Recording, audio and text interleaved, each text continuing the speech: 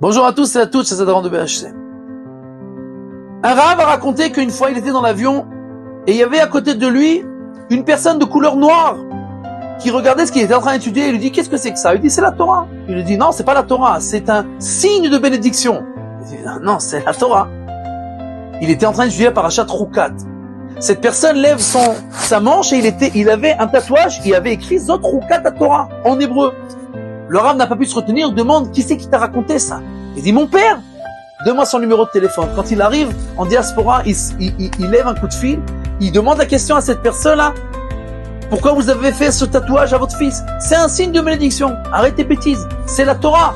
La personne se met à pleurer. Qu'est-ce qu'il s'avère? C'était un étudiant à la yeshiva de Ponevitch.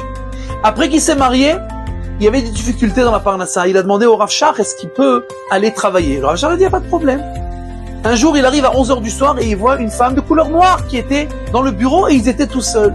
Il s'est dit, c'est Ichoud, on n'a pas d'être ensemble tout seul.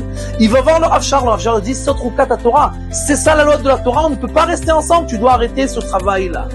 Après quelques semaines, de nouveau, il y a des problèmes, il n'y a pas d'argent, il redemande au Rav Shach, le Rav Shach dit, Sot Rukat à Torah, c'est la loi de la Torah, tu ne peux pas. La personne n'a pas écouté. Au final, il a divorcé. Il est parti avec cette femme en diaspora et cet enfant est né. Et quand il s'est réveillé, il s'est dit mais je suis complètement fou, qu'est-ce que j'ai fait? Il a appelé son fils Shach. Il y a un nom, il semblerait comme ça aussi en diaspora, au nom du Rav Shach, et il lui a mis ce tatouage-là, Zot Rukat Torah, pour se rappeler que nous, des fois, on a l'impression qu'on comprend tout, mais il semblerait qu'il y a beaucoup de choses qu'on ne voit pas, les résultats et les conséquences de ce que l'on fait.